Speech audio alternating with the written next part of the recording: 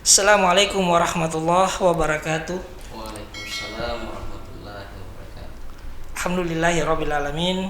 Salatu wassalamu ala asyrafil anbiya'i wal mursalin Sayyidina Muhammadin wa ala alihi washabbihi ajmain, amma ba'd. Sahabat pemirsa dimanapun Anda berada, hari ini kita kembali bertemu di TV Yayan Parepare, tepatnya podcast Ada-Ada Topan Rita Corong Moderasi Beragama. Sebuah kegiatan yang diinisiasi oleh Humas Yayan Parepare di dalam mengaktualisasikan visi akulturasi budaya dan Islam. Sahabat pemirsa dimanapun Anda berada, hari ini di suasana pandemi masih melanda, di podcast kami sendiri kami kedatangan tamu. Beliau adalah Dr. Muhammad Kadarudin MSos. Assalamualaikum. Waalaikumsalam warahmatullahi Sehat Ustaz? wabarakatuh. Alhamdulillahirabbil alamin. Beliau adalah salah satu sosok yang menjadi inspiratif di Yayan Parepare, wabil khusus di Fakultas Dakwah, Fakultas Usuluddin Adab dan Dakwah. Kenapa? Karena dalam karya beliau beberapa bisa kita temukan di bukunya beliau, salah satunya Dakwah Plural, kemudian ada yang sedikit menarik saya baca itu Komunitas Berbisik. Ada salah satu buku beliau juga, kemudian beliau bicara tentang persoalan politik, dan beberapa buku, kalau saya tidak salah ada 9 buku yang sempat menjadi perbincangan di Yayan Parepare sendiri. Sahabat pemirsa dimanapun Anda berada, sebelum saya menyerahkan kepada beliau, saya akan membacakan riwayat pendidikan beliau sendiri.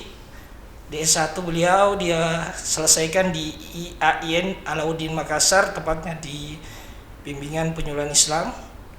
Kemudian strata 2 beliau diselesaikan juga di UIN Alauddin Makassar, prodi konsentrasi dakwah dan komunikasi.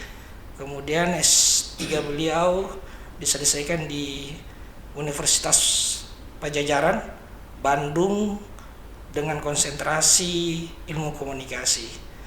Pada hari ini beliau akan mempresentasikan atau lebih tepatnya berbagi informasi dan pengalaman terkait tentang dakwah kultur, dakwah struktural, kemudian new media dalam kaitannya memoderasi beragama yang sekarang lagi sangat hangatnya dibahas oleh seluruh elemen di bangsa dan negara yang kita cintai ini. Kepada Ustadz, dengan ini kami persilakan. Silakan Ya. Ustadz. Terima kasih Bapak moderator, juga sebenarnya sebagai narasumber juga, karena moderator kita ini dari dakwah juga ya. Kajian dakwah yang saya kira sudah termasuk pakar dalam bidang dakwah ya.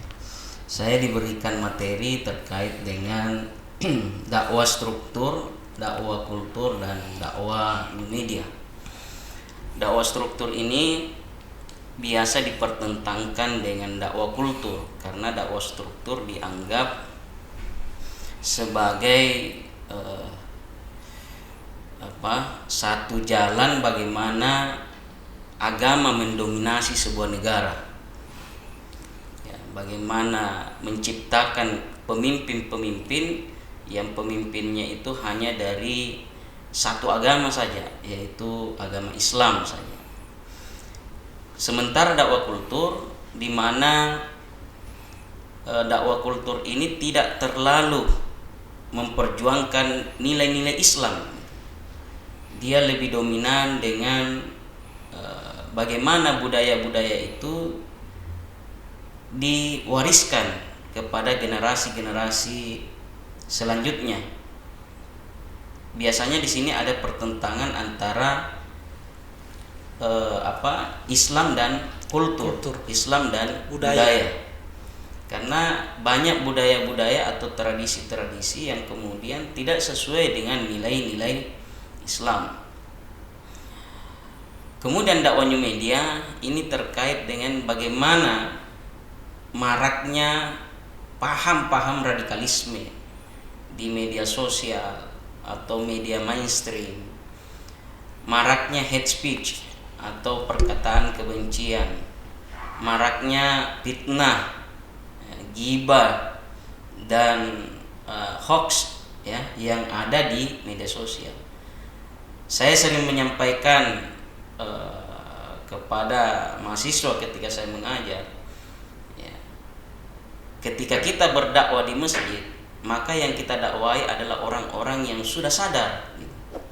Tetapi di mana kita akan menemukan orang-orang yang tidak sadar, yaitu orang-orang yang pada saat dakwah dilakukan di masjid, itu kemudian mereka bermain Facebook, bermain TikTok, bermain YouTube, bermain Instagram. Oleh karena itu dakwah bisa masuk ke ranah new media, sehingga cakupan atau ruang dakwahnya itu lebih luas. Kalau kita melihat dakwah struktur ini mulai dari bagaimana pada zaman dahulu itu agama mengontrol sebuah negara. Ya. Namun dalam perkembangan ilmu pengetahuan menjauhkan agama dari negara. Ya. Inilah yang dimaksud dengan bagaimana agama kehilangan otoritasnya atau sekuler. Itu pada awal mula bagaimana ilmu pengetahuan itu kemudian dipisahkan dari sebuah agama. Kemudian kembali lagi bagaimana ulama kemudian membuka ijtihad, ya, mengobarkan kembali ijtihad. Para ulama berkumpul untuk membuat ijtihad suatu urusan negara.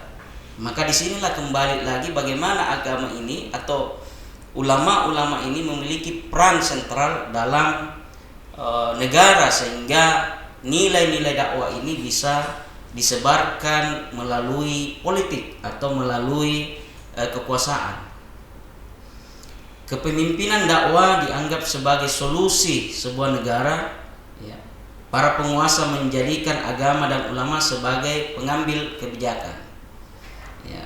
Ini akan menjadi sebuah perdebatan, ya. Perdebatan di antara berbagai kalangan. Apakah ada yang menyetujui bahwa hanya orang-orang Islam lah yang berhak menjadi pemimpin, juga mengatakan bahwa tidak, ya. Semua agama yang memiliki kompetensi sebagai pemimpin boleh menjadi seorang pemimpin. Nah, orang-orang yang tidak mengakui bagaimana dakwah dalam struktur, ya, karena menganggap bahwa jangan sampai ada ideologi Islam yang masuk dalam sebuah negara sehingga menjadi sebuah syariat Islam. Nah, ini dikhawatirkan bahwa dakwah ini bisa menjadi bibit munculnya yang namanya syariat Islam, menggantikan ideologi Pancasila. Nah, ini tidak kita membahas teori-teori kepemimpinan.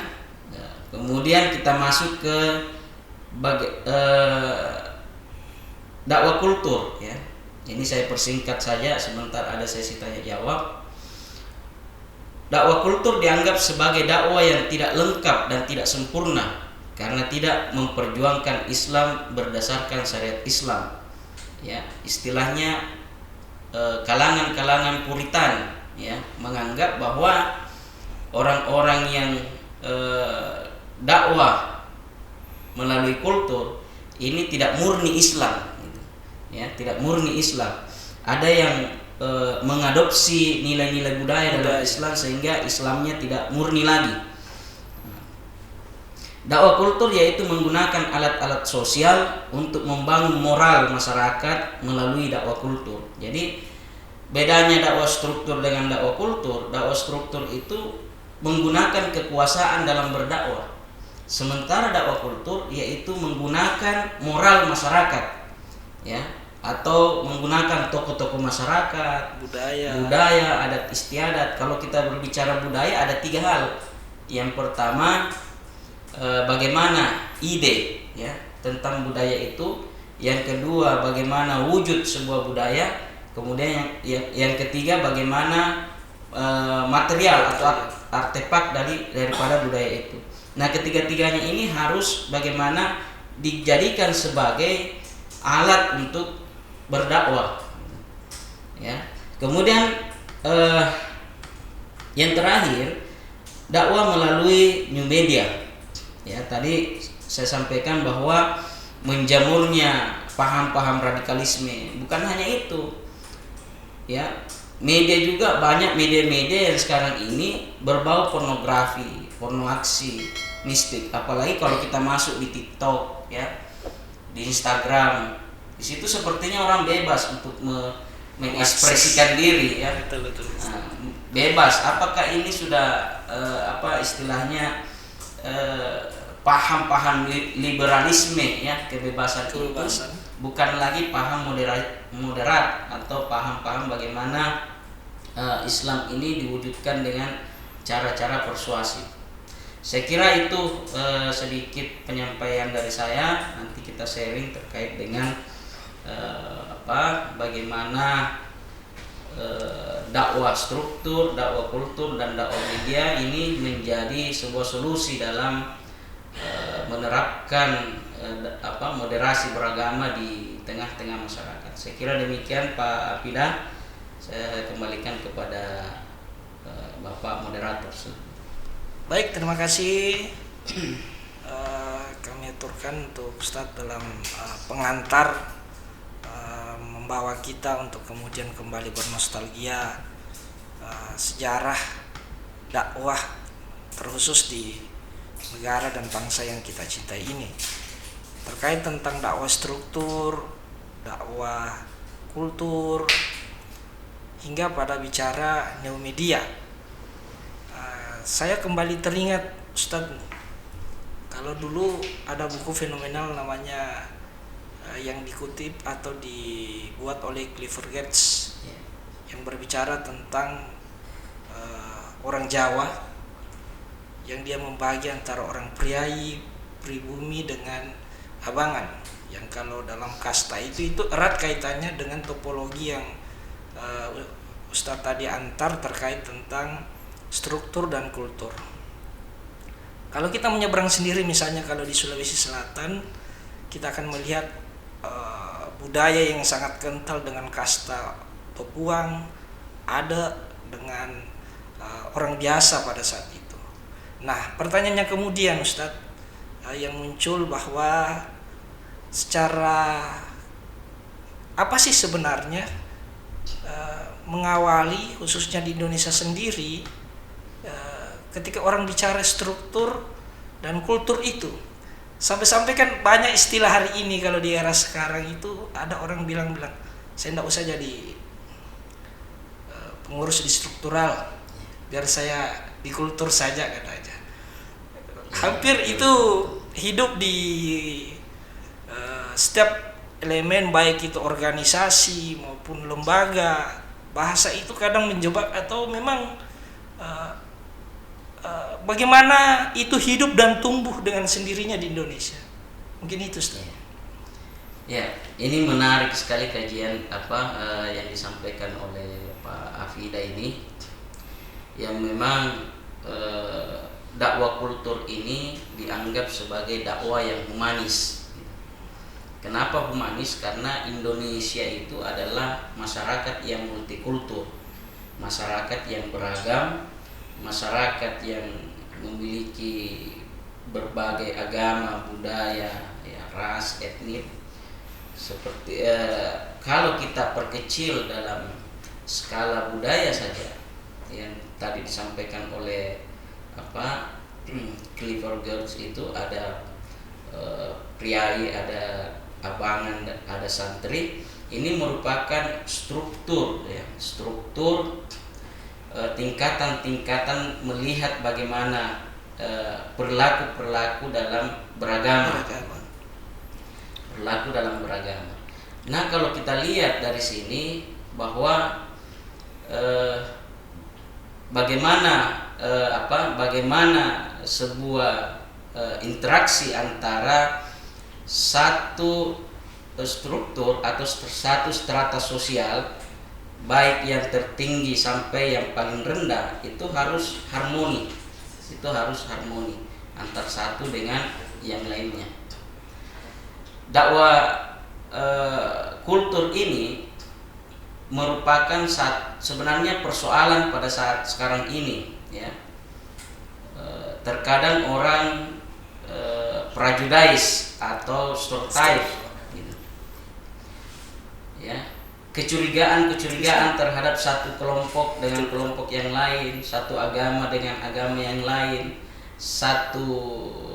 jangankan dalam perbedaan agama, perbedaan budaya, satu keluarga saja biasa terbangun prejudice itu, ya, kecurigaan yang kemudian kecurigaan itu memunculkan yang namanya stereotyping, ya, stereotyping, sehingga pada saat kita, ya, menganggap orang lain itu salah, menganggap orang lain itu tidak benar, maka pada saat itulah terjadi yang namanya konflik atau disharmoni di tengah-tengah masyarakat.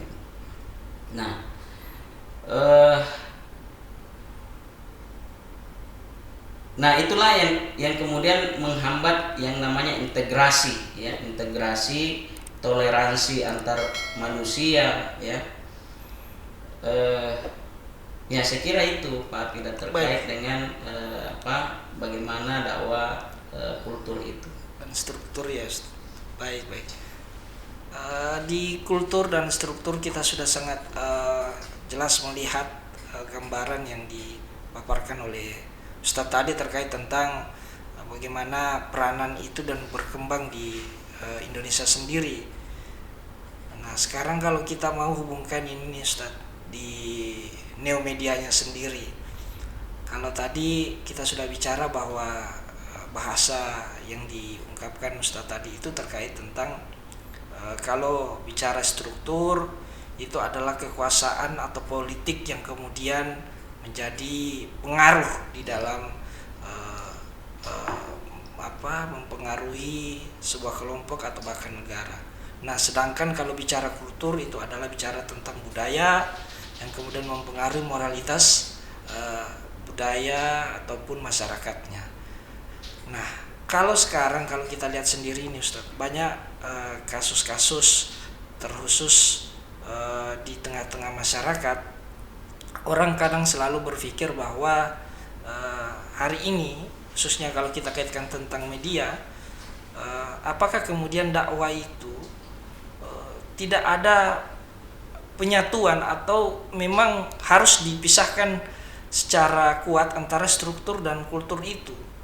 Kenapa? Karena saya kira orang selalu akan terjebak nantinya ketika dia akan bicara pada persoalan yang tadi, kecurigaan itu pun akan timbul karena saya kira adanya perbedaan itu. Tetapi saya kira yang ingin saya tanyakan secara khusus, Ustaz, bahwa apakah kemudian dakwah struktur dan kultur ini pada aplikasi yang dilakukan di tengah-tengah masyarakat hari ini itu sejalan antara kultur dan struktur itu, atau memang mengalami potensi kekuatan tersendiri sehingga seolah-olah kultur dan struktur ini digaungkan hari ini? Silakan, Ustaz. Ya, baik. Kalau dalam masyarakat multikultur, masyarakat plural, ada 3 memang strategi dakwah yang harus diterapkan. Namanya juga masyarakat beragam atau keberagaman. Kalau kita hanya menggunakan satu strategi saja dalam dakwah, maka dakwah kita lemah. Misalnya hanya struktur saja, hanya kekuasaan saja. Tetapi kita harus menggunakan juga kultur. Nah, kapan kita menggunakan kultur? Nah, ketika kita menghadapi kalangan-kalangan yang memang fokus orientasinya pada budaya, pendekatan misalnya konflik di tengah-tengah masyarakat, ya, konflik agama dan lain sebagainya. Konflik agama saja bisa digunakan pendekatan struktur, ya, bagaimana pemerintah melakukan dialog dengan masyarakat. kemudian bisa juga menggunakan pendekatan kultur, mendekati tokoh-tokoh adatnya sehingga tidak terjadi konflik. Nah juga pada masyarakat milenial kita gunakan yang namanya pendekatan new media. Tetapi new media ini sangat berbahaya karena ada istilah dalam komunikasi itu adalah framing. Framing ini bisa menggiring masyarakat, bisa menggiring isu maupun opini masyarakat sehingga terjadi konflik. Ya. Jadi kekuasaan pemilik modal ini terkait dengan media ini perlu diperhatikan. Kenapa? Karena di sini mereka punya peran bagaimana memproduksi informasi-informasi yang kemudian informasi itu dikonsumsi oleh masyarakat. Ya. Selain itu pemilik media ada juga opinion leader. Ya, opinion leader inilah ulama-ulama, ya, bagaimana ulama masuk ke media gitu. Ya, setahu saya hanya beberapa ulama yang menjadi opinion leader gitu. Ini mungkin bisa dikembangkan lagi di setiap daerah. Ulama-ulama ini menjadi sebuah opinion leader. Beda dengan dulu opinion leader kita itu berada di mimbar-mimbar. Sekarang harus masuk ke new media. Ya. Misalnya salah satu yang milenial itu ya Sam, ya, Ustaz Sam. Nah itu masuk sampai ke TikTok gitu. Ya. Ustaz Sam yang sama Ustaz Maulana itu. Oh iya. Itu sudah masuk di TikTok. Baik. Nah itu betul, apa ya? Perangkat itu kan smartphone tidak dia netral gitu ya. Dia bisa negatif, bisa positif, tergantung siapa yang menggunakan gitu. Ya, sama dengan pisau juga netral, bisa dipakai hal negatif, bisa positif gitu. Jadi ini yang harus bagaimana dakwah-dakwah ini di framing gitu. Ya, sehingga tidak memunculkan konflik di tengah-tengah masyarakat. Framing lah dakwah kultur, dakwah yang multikultur ya. Jangan memframing satu agama saja sehingga terjadi konflik. Misalnya bagaimana pembakaran ya dilakukan oleh orang yang menggunakan kopiah, baju kemeja, padahal bukan tidak pernah sholat gitu. Misalnya seperti itu, sehingga di framing lah bahwa yang membuat kericuhan, ya, kekacauan itu adalah orang-orang Islam. Ini bahaya framing. Betul. Ya. Banyak orang yang kemudian citranya rusak karena di framing gitu. Ya, misalnya Ustaz dulu ya pada zaman pandemi, Ustaz disampaikan bahwa Ustaz apa itu?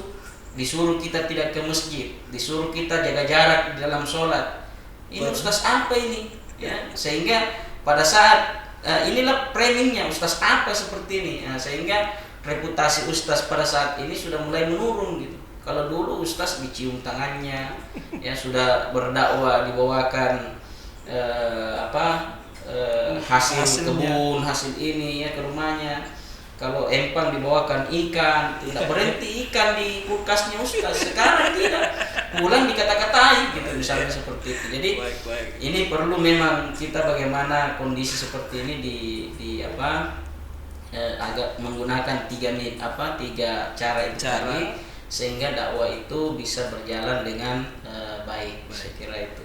Baik, saya kira yang ingin saya garis bawahi antara struktur dan kultur di sini yang ingin disampaikan oleh Ustadz bahwa kita bicara tentang strategi. Strategi itu tidak bicara tentang satu hal saja, tetapi banyak hal yang perlu dilakukan. Nah, itulah kemudian kenapa struktur dan kultur itu ada.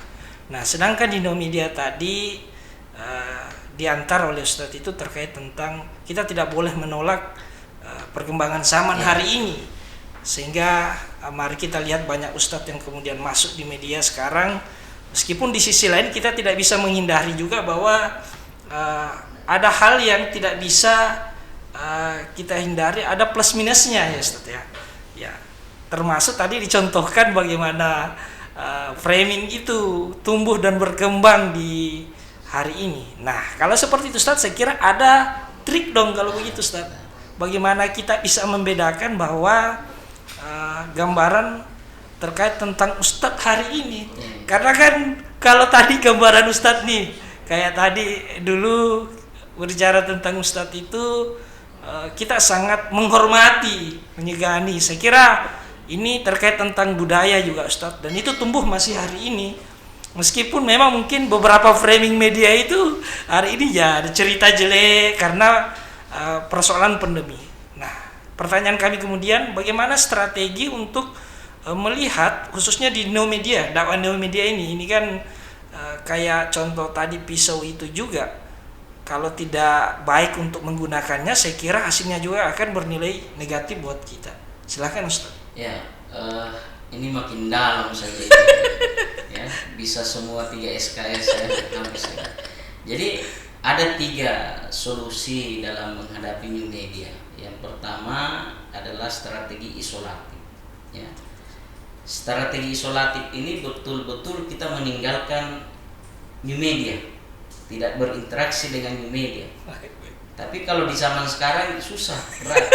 Ada satu tradisi yang mungkin kita lihat ya di Bulukumba itu ya, yang Kajang itu. Yang Kajang. Nah, itu betul-betul strategi isolatif. Mereka tidak terpengaruh dengan new media, tidak ada televisi dan lain sebagainya, karena menganggap bahwa media-media itu justru membawa dampak negatif bagi perkembangan. Tetapi juga ya ini tidak apa-apa itu seperti itu ya.